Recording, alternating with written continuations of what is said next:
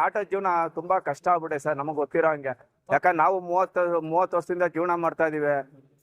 ತುಂಬಾ ಬೇಸರ ಆಗ್ಬಿಟ್ಟೈತೆ. ಇವಾಗ ಕೂಲಿ ಕೆಲಸ ಮಾಡಕ್ಕೂ ಆಗಲ್ಲ, ಆಟೋ ಬಿಟ್ಟು ಸುಮ್ನಿರಕ್ಕೂ ಆಗಲ್ಲ, ಪರಿಸ್ಥಿತಿ ಹಂಗ ಆಗ್ಬಿಟ್ಟೈತೆ. ಈ ಬೈಕ್ ಇಂದ ಇವಾಗ ಆಟೋ ಜೀವನ ನಡೀತಾ ಇಲ್ಲ, ತುಂಬಾ ಕಷ್ಟ ಆಗ್ಬಿಟ್ಟೈತೆ. ನೋಡಿ, ಬೆಳಗಿಂದ ನಿಂತಿರೋ ಜಾಗದಲ್ಲೇ ನಿಂತಾವ್ ಗಾಡಿಗಳು. ದಿನನಿತ್ಯ ಇದೇ ಆಗ್ಬಿಟ್ಟೈತೆ.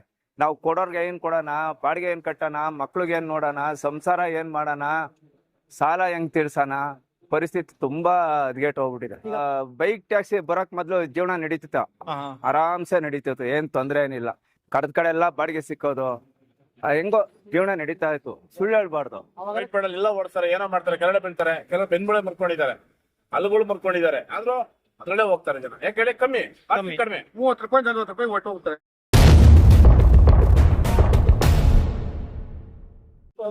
ಬಾಡಿ ಹಾಕೊಂಡಿಸ್ಕೊಂಡು ಹೋಗ್ತಾರೆ, ನಿನ್ನ ಆಫೀಸ್ ಕುದಿಸ್ಕೊಂಡ್ಬಂದು ಬಾಡಿ ಹಾಕೊಂಡ್ ಬರ್ತಾರೆ.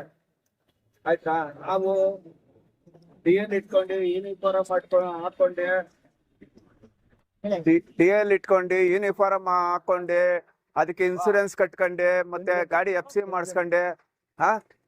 ಗಾಡಿ ರಿಪೇರಿ ಇವಾಗ ಏನಾಗ್ಬಿಟ್ಟು ಸಮಸ್ಯೆ ಅಂದ್ರೆ, ಜೀವನ ಮಾಡೋದೇ ಕಷ್ಟ ಆಗ್ಬಿಟ್ಟು, ಆಟೋ ಡ್ರೈವರ್ ಬಂದು ಜೀವನ ಮಾಡೋದೇ ಕಷ್ಟ ಆಗ್ಬಿಟ್ಟಿದೆ. ಕಾರಣ ಏನಾಗಂದ್ರೆ, ಇವಾಗ ಹೊಸ ಗಾಡಿಗಳು ಬೇರೆ ಬಿಡ್ತಾನೆ ಇದಾರೆ. ಅವರು ತಗೊಳ್ತಾರೆ, EMI ಕಟ್ಟಕ್ ಆಗ್ತಾ ಇಲ್ಲ. ಎಷ್ಟೋ ಗಾಡಿಗಳು ನಿಂತಿದಾವೆ, ಸಾಲದಿದ್ಕೆ ಆಟೋ ಜೀವನ ಅಷ್ಟು ಬೇಸರ ಆಗ್ಬಿಟ್ಟೈತೆ, ಅಷ್ಟು ಬೇಸರ ಆಗ್ಬಿಟ್ಟೈತೆ. ಈ 2 ವೀಲರ್ ಎಲ್ಲ ಓಡಿಸೋರು ನಮ್ ಬೆಂಗಳೂರವ್ರು ಯಾರು ಓಡಿಸ್ತಾ ಇಲ್ಲ. ಎಲ್ಲ ಹೊರಗಡೆಯಿಂದ ಬಂದಿ, ಅವ್ರಿಗೆ ಭಾಷೆ ಗೊತ್ತಿಲ್ಲ, ರೋಡ್ ಗೊತ್ತಿಲ್ಲ, ಬರೀ ಮ್ಯಾಪ್ ಹಾಕೊಂಡು ಸುಮ್ನೆ 50 ರೂಪಾಯಿ ಜಾಗ 30 ರೂಪಾಯಿಗೂ ಹೋಗ್ಬಿಡ್ತಾರೆ. ಇವಾಗ ನಾವು 36 ರೂಪಾಯಿ ಮಿನಿಮಮ್ ಮಾಡಿದ್ ಸರ್ಕಾರ. 36 ರೂಪಾಯಿ ಸರ್ಕಾರ ಮಿನಿಮಮ್ ಮಾಡೈತೆ. ಅವ್ರು 20 ರೂಪಾಯಿಗೂ 25 ರೂಪಾಯಿಗೂ ಹೋಗ್ಬಿಡ್ತಾರೆ. ಅದ್ರಲ್ಲೂ ಹೇಳ್ಬೇಕಂದ್ರೆ ನಮ್ ಬೆಂಗಳೂರವ್ರು ಅಷ್ಟು ಸಾನೆ ಬೈಕಲ್ಲಿ ಹೋಗಲ್ಲ ಅನ್ನಿಸ್ತದೆ. ಯಾಕಂದ್ರೆ ನಾವು ನೋಡ್ತಾ ಇರ್ತೀವಿ ದಿನನಿತ್ಯ, ಎಲ್ಲ ಹೊರಗಡೆ ಹೊರಗಡೆ ಇದಾರೆ. ಅಲ್ಲ, ಎಲ್ಲಾರು ಬರ್ಲಿ, ಎಲ್ಲಾರು ಹೋಗ್ಲಿ, ಅದಕ್ಕೇನು ತೊಂದರೆ ಏನಿಲ್ಲ. ಆದ್ರೂ ಕೂಡ ಆಟೋ ಜೀವನ ತುಂಬಾ ಕಷ್ಟ ಆಗ್ಬಿಟ್ಟೆ ಸರ್, ನಮಗ್ ಗೊತ್ತಿರೋ ಹಂಗೆ. ಯಾಕಂದ್ರೆ ನಾವು 30 ವರ್ಷದಿಂದ ಜೀವನ ಮಾಡ್ತಾ ಇದೀವಿ. ತುಂಬಾ ಬೇಸರ ಆಗ್ಬಿಟ್ಟೈತೆ. ಇವಾಗ ಕೂಲಿ ಕೆಲಸ ಮಾಡಕ್ಕೂ ಆಗಲ್ಲ, ಆಟೋ ಬಿಟ್ಟು ಸುಮ್ನಿರಕ್ಕೂ ಆಗಲ್ಲ, ಪರಿಸ್ಥಿತಿ ಹಂಗ ಆಗ್ಬಿಟ್ಟೈತೆ. ಓಕೆ, ಈಗ ಆಟೋದವರಿಗೆ ಈಗ ಒಂದು ಲಿಮಿಟ್ ಇದೆ ನಿಮ್ದು. ಅಕಸ್ಮಾತ್ ನೆಲಮಂಗಲ ಬಿಟ್ಟು ದಾಟ್ರೆ ನಿಮ್ಗೆ ನಡೀತಾರೆ. ಹೌದು. ಇಲ್ಲಿ ಬೈಕ್ ಟ್ಯಾಕ್ಸಿಲಿ ಅದರ್ ಸ್ಟೇಟ್ ಅವರು ತುಂಬಾ ಬಂದ್ ಮಾಡ್ತಾರೆ. ಹೌದು ಸರ್. ಸರ್, ಇವಾಗ ನಾವು ಪೊಲೀಸರು ನಾವೇನ್ ಕೇಳಕ್ ಆಗುತ್ತೆ ಸರ್? ಯಾಕಂದ್ರೆ ಅವ್ರನ್ನೇನು ಕೇಳಕ್ಕಲ್ಲ. ಇವಾಗ ನಾವು ನೆಲಮಂಗಲ ದಾಟೋದ್ರೆ ಪರ್ಮನೆಂಟ್ ತಂದಿದ್ದೇನಪ್ಪ, ಇಲ್ಲಿಗೆ ಬರಕ್ಕೆ ನೀನ್ ಸಿಟಿ ಇಷ್ಟೊಳಗೆ ಇರ್ಬೇಕು ಅಂತಾರೆ. ನಾವು ಸಾವಿಗೆ ಹೋಗ್ತಾ ಇರ್ತೀವೋ, ಒಂದ್ ಒಳ್ಳೆ ಕೆಲ್ಸಕ್ಕೆ ಹೋಗ್ತಾ ಇರ್ತೀವೋ, ಒಂದ್ ದೇವಸ್ಥಾನಕ್ಕೆ ಹೋಗ್ತಾ ಇರ್ತೀವೋ, ಏನೋ ಹೋಗ್ತಾ ಇದೀವಿ ಅಂದ್ಬಿಟ್ಟು ಅವ್ರ ಕೈಯ ಕಾಲ ಹಿಡ್ಕೊಂಡೆ ಅಣ್ಣ ಅಪ್ಪ ಅನ್ಕೊಂಡೆ ಏನೋ ಬರ್ಬೇಕಾಗುತ್ತೆ. ನಾವ್ ಇವಾಗ ಪೊಲೀಸರ ಮೇಲೂ ಏನೋ ತಪ್ಪು ಹೇಳಕ್ ಆಗ್ತಾ ಇಲ್ಲ. ಪಾಪ ಅವ್ರದ್ದೇನಿಲ್ಲ ಪರಿಸ್ಥಿತಿ. ನಮ್ದು ಆಟೋದು ಬೈಕ್ ಹಿಂಗಿದೆ ಸಮಸ್ಯೆ. ಈ ಬೈಕ್ ಇಂದ ಇವಾಗ ಆಟೋ ಜೀವನ ನಡೀತಾ ಇಲ್ಲ, ತುಂಬಾ ಕಷ್ಟ ಆಗ್ಬಿಟ್ಟೈತೆ. ನೋಡಿ, ಬೆಳಗಿಂದ ನಿಂತಿರೋ ಜಾಗದಲ್ಲೇ ನಿಂತಾವ್ ಗಾಡಿಗಳು. ದಿನನಿತ್ಯ ಇದೇ ಆಗ್ಬಿಟ್ಟೈತೆ. ನಾವು ಕೊಡೋರ್ಗೆ ಏನ್ ಕೊಡೋಣ, ಬಾಡಿಗೆ ಏನ್ ಕಟ್ಟೋಣ, ಮಕ್ಳಿಗೆ ಏನ್ ನೋಡೋಣ, ಸಂಸಾರ ಏನ್ ಮಾಡೋಣ, ಸಾಲ ಹೆಂಗ್ ತೀರ್ಸೋಣ, ಪರಿಸ್ಥಿತಿ ತುಂಬಾ ಹದಗೆಟ್ ಹೋಗ್ಬಿಟ್ಟಿದೆ. ಈಗ ಬೈಕ್ ಟ್ಯಾಕ್ಸಿ ಬರಕ್ ಮೊದ್ಲು ಎಷ್ಟು ಚೆನ್ನಾಗಿ ಆಟೋ ಬರ್ತೈತೆ ನಿಮಗೆ? ಇಲ್ಲ ಸರ್, ಬೈಕ್ ಟ್ಯಾಕ್ಸಿ ಬರಕ್ ಮೊದ್ಲು ಜೀವನ ನಡೀತಿತ್ತ, ಆರಾಮ್ಸೆ ನಡೀತಿತ್ತು, ಏನ್ ತೊಂದ್ರೆ ಏನಿಲ್ಲ. ಕಡದ ಕಡೆ ಎಲ್ಲ ಬಾಡಿಗೆ ಸಿಕ್ಕೋದು, ಹೆಂಗೋ ಜೀವನ ನಡೀತಾ ಇತ್ತು. ಸುಳ್ಳು ಹೇಳ್ಬಾರ್ದು. ಅವಾಗೆಲ್ಲ ಚೆನ್ನಾಗಿತ್ತು ಆರ್ಡರ್. ಹೌದೌದು. ಈಗ ಬೈಕ್ ಟ್ಯಾಕ್ಸಿ ಈಗ ಬಂದ್ಮೇಲೆ ಕಷ್ಟ ಆಗಿದೆ. ಹೌದು ಸರ್. ಓಕೆ, ಈಗ ನೀವು ರ್ಯಾಪಿಡೋದಲ್ಲೇ ಓಡಿಸೋದಲ್ಲ, ಓಲೋ ಬರಲ್ಲ ಓಡಿಸ್ತಿರೋದ? ಕೈ ಬಾಡಿಗೆ.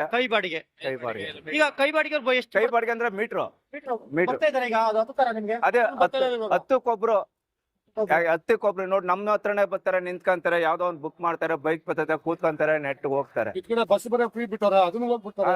ಈ ಕಡೆ ಫ್ರೀ ಬಸ್ ಇದೆ. ಯಾಕಂದ್ರೆ ವೈಟ್ ಪಾಡಲ್ಲಿ ಎಲ್ಲ ಓಡಿಸ್ತಾರೆ, ಏನೋ ಮಾಡ್ತಾರೆ, ಕೆರಡೆ ಬೀಳ್ತಾರೆ, ಕೆಲವು ಬೆನ್ಬುಳೆ ಮರ್ಕೊಂಡಿದ್ದಾರೆ, ಹಲ್ಲುಗಳು ಮರ್ಕೊಂಡಿದ್ದಾರೆ, ಆದ್ರೂ ಅದ್ರಲ್ಲೇ ಹೋಗ್ತಾರೆ ಜನ. ಯಾಕೆ ಹೇಳಿ, ಕಮ್ಮಿ ಕಡಿಮೆ 30 ರೂಪಾಯಿ 40 ರೂಪಾಯಿ ಒಟ್ಟು ಹೋಗ್ತಾರೆ. ಆಟೋದಲ್ಲಿ ಅಷ್ಟೊಂದು ಬಂಡವಾಳ ಹಾಕಿ ಅಲ್ಪ ಅಂದ್ರೆ ಬರ್ತಾರಾ? ಬರಲ್ಲ ಸರ್. ಇವಾಗ ಆಟೋ ಪೆಟ್ರೋಲ್ ಏನ್ ರೇಟ್ ಇದೆ ಸರ್? ಇವಾಗ ಎಷ್ಟಿದೆ? 2.60 ಇದೆ. 2.60 ಇದೆ. ರೆಡಿ ಮಾಡಿ ಎಷ್ಟು ಬಾಡಿಗೆ ಹೊಡಿತೀರಾ? ಯಾಕೆ ಫಾರಮ್ ಹಾಕ್ಬೇಕು, ಇಲ್ಲಿ ಫಾರಮ್ ಇರ್ಬೇಕು, ನಾವು ರೂಲ್ಸ್ ಪ್ರಕಾರ ಇರ್ಬೇಕು. ಅವ್ರಿಗೇನು ಇಲ್ಲ, ವಿತೌಟ್ ಎಲ್ಲಿ ಫಾರಮ್ ಬಿತ್ತು ಹೋದ್ರೆ ಹೋಯ್ತು, ಬಿದ್ದು ಕಾಲ ಹೋಗ್ತಾ ಇರ್ತಾನೆ. ಸಾಲಕ್ಕೆ ಅವ್ರಿಗೆ ಇಲ್ಲೇ ಭಾಷೆನೂ ಗೊತ್ತಿಲ್ಲ, ಇಲ್ಲೇ ಇಲ್ಲೇ ರೂಟ್ ಗೊತ್ತಿಲ್ಲ. ಇವಾಗ ಬೆಂಗಳೂರಲ್ಲಿ ನಾವು 30 ವರ್ಷದಿಂದ ಕುಂಚಾಗದಲ್ಲಿ ಯಾವ ರೋಡ್ ಹೆಂಗ್ ಹೋಗ್ಬೇಕು ಅನ್ನೋದು ನಮ್ಗೆ ಗೊತ್ತು. ಅವ್ರೇನಿಲ್ಲ, ಬರೇ ಮ್ಯಾಪ್ ಹಾಕೊಂಡೆ ಸೇಫ್ಟಿಗೆ ಕಸ್ಟಮರ್ ಗೊತ್ತಿತ್ತಪ್ಪ. ಆಕ್ಸಿಡೆಂಟ್ ಆದ್ರೆ ಕಸ್ಟಮರ್ಗೆ ವಿತ್ ಆಟೋಗೆ ಡ್ರೈವರ್ಗೆ 3 ಕ್ಲೈಮ್ ಆಗುತ್ತೆ. ಬೈಕ್ ಕ್ಲೈಮ್ ಆಗುತ್ತಾ? ಆಗಲ್ಲ. ಈ ತರ ರೋಡ್ ಮಾಡ್ತಾನೆ, ಹತ್ತೋಗ್ ಸರ್ ನಾವೇನೆ ರೋಡಲ್ಲಿ ನಾವು ನೋಡಿದ್ರೆ ಏನ್ ಮಾಡ್ತೀವಿ ಆಟೋಗ ಇಟ್ಬಿಟ್ಟು ತಗೊಂಡಾಗ ಹಾಸ್ಪಿಟಲ್ ಹಾಕ್ತಿವಿ. ಅದಕ್ಕೆ ಇದು ಹಾಕಲ್ಲ ಬಿಟ್ಟು ರೋಡಲ್ಲಿ ಹೋಗ್ತಾ ಇರೋದೆ. ಮನೆ ನೋಡಿದಿರಾ ಎಕ್ಸ್ಚೇಂಜ್ ಮಾಡಿರೋದು ಬೈಕ್ ಅಲ್ಲಿ ಕುತ್ಕೊಂಡು ಹುಡುಗಿ ತಡೆ ಸಾವ್ತಾ ಇದ್ದಾನೆ. ನಾವು ಮುಟ್ಟಕ್ ಆಗತ್ತಲ್ಲಿ number full exchange number number ಆಗೈತೆ ನೋಡ. ಆರಾಮಾಗಿ ಕುತ್ಕೊಬಹುದು, ತೊಂದ್ರೆ ಏನು ಆಗಲ್ಲ. ಡ್ರೈವರ್ ಇರ್ತಾನೆ, ಪ್ಯಾಸೆಂಜರ್ ಇರ್ತಾನೆ, ಅವ್ರಂಗಲ್ಲ ಹೆಂಗ್ ಬೇಕಾದ್ರೆ ಇಟ್ಕೊಬಹುದು. ಅದಕ್ಕೆ ಇದ್ರ ಪರವಾಗಿ ನಮ್ಮ ಆಟೋ ಯೂನಿಯನ್ ಸಾರಿಗೆ ಸಚಿವರ ಹತ್ರ ಮಾತಾಡಿ ಏನಾದ್ರೂ ಒಂದು ಬಗೆಹರಿಸ್ಬೇಕು. ನಮ್ಗೆ ಆಟೋ ಡ್ರೈವರ್ಗೆ ಒಂದು ಸಜೆಷನ್ ಕೊಡ್ಬೇಕು. ಯಾಕಂದ್ರೆ ಇಲ್ಲಾಂದ್ರೆ ತುಂಬಾ ಕಷ್ಟ ಆಗುತ್ತೆ ಜೀವನ ಮಾಡೋದು. ಸರ್ಕಾರ ಏನಾದ್ರು ನಿಮ್ ಪರ ಬರುತ್ತೆ ಅನಿಸ್ತಿದ? ಅದು ನಮ್ಮ ಯೂನಿಯನ್ ಅವರು ಯಾವ ರೀತಿ ಮಾತಾಡ್ತಾರೋ ಅದ್ರ ಮೇಲೆ ಇರುತ್ತೆ. ಅವರು ಈಗ ಪತ್ರಿಕೆ ಮಾಡ್ಬೇಕು ಅಂತ ತೀರ್ಮಾನ ಮಾಡಿದ್ದಾರೆ. ಅದಕ್ಕೆ ನಾವು ಸಪೋರ್ಟ್ ಮಾಡಕ್ ರೆಡಿ ಇದೀವಿ. ಯಾಕಂದ್ರೆ ಈಗ ಎಲ್ಲರೂ ನಿಂತಿದ ಮೇಲೆ ನಾವು ಸಪೋರ್ಟ್ ಮಾಡ್ಲೇಬೇಕು. ಈಗ ಅವ್ರು ಹೋರಾಟ ಮಾಡ್ತಾರೆ ಅಂತ ನಾವು ರೋಡಲ್ಲಿ ಬಡಿ ಹೊಡಕ್ ಆಗಲ್ಲ. ಅದ್ ಏನ್ ಕರೆ ಮಾಡ್ತಾರೋ ಬಂದಿಗೆ ನಾವು ಅದನ್ನ ಭಾಗಿಸ್ಲೇಬೇಕು. ಅದಕ್ಕೇನ್ ತೀರ್ಮಾನ ಕೊಡೋಣ ತಲೆ ಭಾಗಿಸ್ಲೇಬೇಕು. ಮೇನ್ ಯೂನಿಯನ್ ಅವರು ಹೊರಗಡೆ ಬಂದವ್ರೆ, ಎಲ್ಲ ಹೊರಗಡೆಯಿಂದ ಬಂದಿದ್ದಾರೆ. ಎಲ್ಲ ಬರೀ ಮಹಾರಾಷ್ಟ್ರ, ತಮಿಳ್ನಾಡು ಗಾಡಿ ಟೋಟಲ್ ಎಲ್ಲ ಹೋಗಾರೆ ಸರ್. ಇಲ್ಲಿ ಒಟ್ಟು ಬೆಳೆದಿರೋರು ಎಲ್ಲ ಹೋಗ್ತಾರೆ. ಇಲ್ಲ ಮೊನ್ನೆ ಯಾರೋ ಒಬ್ಬ ಧರ್ಮಸ್ಥಳ ಹೋಗಿ ಬಂದವ್ರು, ಅವ್ರಿಗೂ ನೋಡಿ ಆಕ್ಸಿಡೆಂಟ್ ಆಗಿತ್ತಲ್ಲ, ಮೆಜೆಸ್ಟಿಕ್ ಇಂದ ಹೋದ್ರು, ಕಾಲ್ ಮುರ್ಕೊಂಡೈತೆ. ಅದಕ್ಕೇನಂತೆ, ಅದಕ್ಕೆ ಇನ್ಸೂರೆನ್ಸ್ ಕ್ಲೈಮ್ ಆಗುತ್ತಾ? 7 ಲಕ್ಷ ಬಿಲ್ ಆಗಿದೆ. ಯಾರು ಕೊಡ್ತಾರ ಅದನ್ನ? ಯಾರು ಕೊಡ್ತಾರೆ ಸರ್? ನಮ್ಮ ಆಟೋದಲ್ಲಿ ಆಗಿದ್ರೆ ನಮ್ಮ ಇನ್ಶೂರೆನ್ಸ್ ಕ್ಲೈಮ್ ಆಗುತ್ತೆ. ಇನ್ಸೂರೆನ್ಸ್ ಅವ್ರು ಕ್ಲೈಮ್ ಆಗಿದೆ, ನಮ್ ಕ್ಲೈಮ್ ಆಗಿದೆ, ಅರ್ಥ ಮಾಡ್ಕೊಬೇಕು. ಡ್ರೈವರ್ ಸಮೇತ ಕ್ಲೈಮ್ ಆಗುತ್ತೆ. ಯಾಕಂದ್ರೆ ಅಷ್ಟೊಂದು ಇನ್ಸೂರೆನ್ಸ್ ಕಟ್ತೀವಿ, ಪರ್ಮನೆಂಟ್ ಕಟ್ತೀವಿ. ಅಷ್ಟೇ ವರ್ಷಕ್ಕೆ ಒಂದ್ಸತಿ ಕ್ಲೀನ್ ಆಗಿ ಮಾಡಿದ್ವಿ, ಎಲ್ಲ ಆರ್ ಟಿ ಆಫೀಸ್ ಹಿಡಿದು ನೋಡ್ತಾರೆ. ಅದು ಯಾರು ಹಿಡಿತಾರೆ? ವೈಟ್ ಬೋರ್ಡ್ ನ ಯಾರು ಹಿಡಿಯಲ್ಲ. ಇಲ್ಲಿ ಬ್ಯಾಟ್ರಿ ಗಾಡಿ ನೋಡಿ, ನೋಡಿ ಎಲ್ಲ ರಾಪಿಡ್ ಗಾಡಿಗಳೇ, ಎಲ್ಲ ರಾಪಿಡ್ ಗಾಡಿ. ಯಾಕೆ ಏನಕ್ಕೆ ಬ್ಯಾಟ್ರಿ ಗಾಡಿ ಮಾಡ್ತಾರೆ ಸರ್? ಬ್ಯಾಟ್ರಿ ಗಾಡಿ ನಂಬರ್ ಪ್ಲೇಟ್ ಇಲ್ಲ, ಆ ಗಾಡಿ ಓಡಿಸ್ತಾನೆ. ಜಾರ್ಖಂಡ್ ಗಾಡಿ ಓಡಿಸ್ತಾನೆ, ಬಿಹಾರ್ ಗಾಡಿ. ನಮ್ಮ ಓಡಿಸಿ ಸರ್ ನೋಡೋಣ, ಆಟೋದ್ಗೂ ನೋಡಿಸಿ ನೋಡೋಣ. ಇಲ್ಲಿ ಒಂದ್ ಹೆಜ್ಜೆ ಮೂವ್ ಮಾಡಕ್ ಆಗಲ್ಲ, ಲಾಕ್. ಶಾರ್ಟ್ಸ್ ಅಲ್ಲಿ ಓಡಿಸ್ತಾರೆ ಗಾಡಿನ. ಗಾಡಿ ಓಡಿಸ್ತಾರೆ. ಯಾಕೆ ನಾವು ಗಾಡಿ ಓಡಿಸ್ಬೇಕು. ಈಗ ಇನ್ನೊಂದು ಅವ್ರಿಗೆ ಬೆನಿಫಿಟ್ ಅಂದ್ರೆ, ಈಗ ಚಾರ್ಜಿಂಗ್ ಗಾಡಿ ಬಂದ್ಮೇಲೆ ಅವ್ರಿಗೆ ರಿಜಿಸ್ಟ್ರೇಷನ್ ಬೇಡ, ಹೆಲ್ಮೆಟ್ ಬೇಡ, ಇದೆಲ್ಲ ಇದೆ. ಸರ್ ಏನಿಲ್ಲ, 4,000, 5,000, 6,000 ಯಾವನೇ ಬಂದಿದ್ದಾನಂತೆ. ಅವ್ನಿಗೆ 34,000 ಮಾಡಿದಾನಂತೆ ಒರಿಸ್ಸಾದಿಂದ ಬಂದೆ ಟೂ ವೀಲರ್ ಅಲ್ಲಿ ತಿಂಗಳಿಗೆ. ಆ ತಿಂಗಳಿಗೆ ನಾವು ಕುತ್ಕೊಂಡ್ರೆ ಇಲ್ಲಿ 200 ರೂಪಾಯಿ ಮಾಡಕ್ ಆಗ್ತಿಲ್ಲ. ನೋಡಿ ರೂಪಾಯಿ ಮಾಡ್ತಾರೆ. ನೋಡಿ ಸರ್ ಗಾಡಿಗಳು ನೋಡಿ, ಎಲ್ಲ ಸ್ಟಕ್ಕು ನೋಡಿ, ಏಕಾ ಸ್ಟಕ್ಗಳು.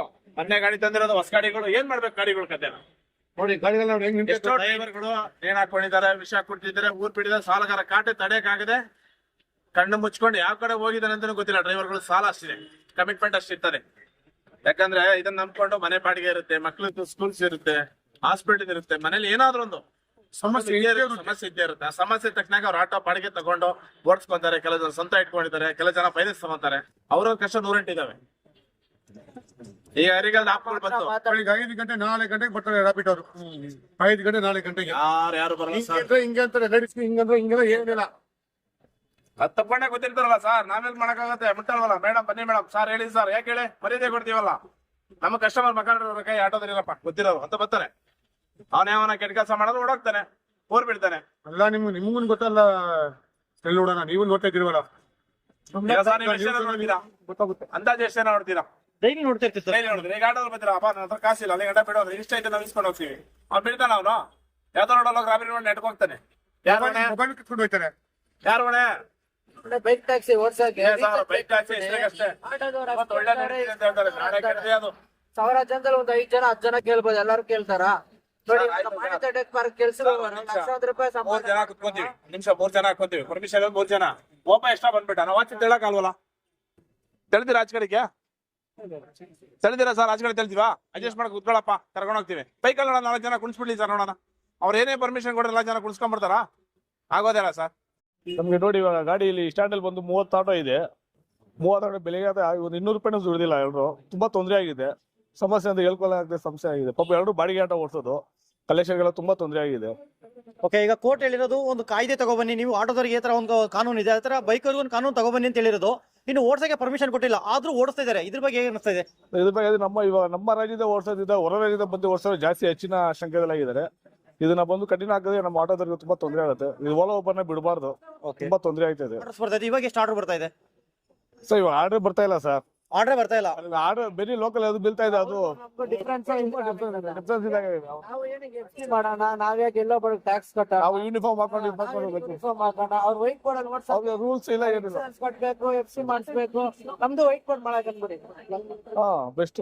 ಈಗ ಕೋರ್ಟ್ ಹೇಳಿರೋದು ಅದನ್ನೇ, ಈಗ ಸರ್ಕಾರಕ್ಕೆ ಅದನ್ನೇ ಹೇಳಿರೋದು, ಒಂದು ರೂಪುರೇಷೆ ಮಾಡಿ ಅಕಸ್ಮಾತ್ ಏನ್ ತಗೊಳ್ತೀರಾ. ನಮ್ಗೆ ಬಂದ್ಬಿಟ್ಟು ಬ್ಯಾಡ್ಜ್ ಐತೆ, ಅವ್ರಿಗೆ ಯಾವ್ದು ಬ್ಯಾಡ್ಜ್ ಇಲ್ಲ ಯಾವ್ದಿಲ್ಲ, ಅವ್ರಿಗೆ ಎಲ್ಲಿದೆ ಯಾವ್ದು ಅಡ್ರೆಸ್ ಯಾವ್ದು ಮಾಡ್ಕೊಂಡಾರೋ ಗೊತ್ತಿಲ್ಲ, ಎಲ್ಲರೂ ಓಡಿಸ್ತಾ ಇದೆ. ತುಂಬಾ ತೊಂದರೆ ಆಗಿದೆ ಇದರಿಂದ. ತುಂಬಾ ತೊಂದರೆ ಆಗಿದೆ. ನೀವೇನಾದ್ರು ಸಾರಿಗೆ ಸಚಿವರಿಗೆ ಮನವರಿಕೆ ಮಾಡಕ್ಕೆ ಪ್ರಯತ್ನ ಪಟ್ರಾ ನಿಮ್ಮ ಸಂಘಟನೆಗಳಿಂದ? ಸಂಘಟನೆ ಎಲ್ಲ ಇದ್ ಮಾಡಿದಾರೆ ಸರ್, ನೋಡ್ಬೇಕು ಸರ್ಕಾರ ಏನ್ ಮಾಡುತ್ತೆ ಅದ್ರ ಪ್ರಕಾರ ಮಾಡೋಣ. ಒಬ್ಬರೇ ಮಾಡ್ಲಿಕ್ಕೆ ಆಗಲ್ಲ. ಕೆಲವು ಸಂಘಟನೆಗಳು 12ಕ್ಕೆ ಬಂದ್ ಮಾಡ್ಬೇಕು ಅಂತ ಇದ್ ಮಾಡ್ತಾ ಇದಾರೆ. ನಿಮ್ಮ ಸಂಘಟನೆಗಳು ಅದಕ್ಕೆ ಸಪೋರ್ಟ್ ಮಾಡ್ತಾ ಇದಾರೆ ಏನು? ಸರ್ ನಾವು ಸಪೋರ್ಟ್ ಮಾಡ್ತೀವಿ ಸರ್, ನಾವು ನೀವು ಸಪೋರ್ಟ್ ಮಾಡ್ತಾ ಇದ್ದೀರಾ? ಸಪೋರ್ಟ್ ಮಾಡ್ತೀವಿ ಸರ್. ಓಕೆ. ಇನ್ನ ಈ ಬೈಕ್ ಟ್ಯಾಕ್ಸಿ ಅಕಸ್ಮಾತ್ ಒಂದ್ ವೇಳೆ ಈಗ ನಿಮ್ ತರನೇ ಒಂದು ಟ್ಯಾಕ್ಸ್ ಅಥವಾ ಎಲ್ಲ ಬೋರ್ಡ್ ಕಟ್ಕೊ ಬಂದ್ರೆ ನಿಮ್ಗೆ ಏನಾದ್ರು ಅಭ್ಯಂತರ ಇದೆಯಾ? ಇದೇ ತರ ನಿಮ್ ತರನೇ ಒಂದು ಟ್ಯಾಕ್ಸ್ ಅಥವಾ ಎಲ್ಲೋ ಬೋರ್ಡ್ ಗಾಡಿ ಮಾಡ್ಕೊಂಡು ಒಂದು ಎಲ್ಲೋ ಬೇಡ್ಸ್ ತಗೊಂಡು ಸರ್ ನಮ್ಗೆ ರೂಲ್ಸ್ ಇದೆ, ಅವ್ರಿಗೂ ಮಾಡಿದ್ರೆ ಪರವಾಗಿಲ್ಲ. ಬಟ್ ಅದು ಅವ್ರಿಗೆ ಮಾಡ್ಲಿಕ್ಕೆ ಬರಲ್ಲ ಅದು. ಆತರ ಬಂದ್ರೆ ಏನ್ ತೊಂದ್ರೆ ಇಲ್ಲ ನಿಮ್ಗೆ? ಈ ಮೊನ್ನೆ ಎಲ್ಲ ಬಂದ್ಬಿಟ್ಟು ನೋಡಿ, ಬೈಕ್ ಎಲ್ಲ ಸುಮಾರು ರಾಬ್ರಿಗಳಾಗಿದೆ ಮತ್ತೆ ಇದೆಲ್ಲ ಆಗಿದೆ. ಬಟ್ ಅದು ಹೆಣ್ಮಕ್ಳು ತುಂಬಾ ತೊಂದರೆ ಆಗಿದೆ. ಸೇಫ್ಟಿ ಇಲ್ಲ ಅದ್ರಲ್ಲಿ.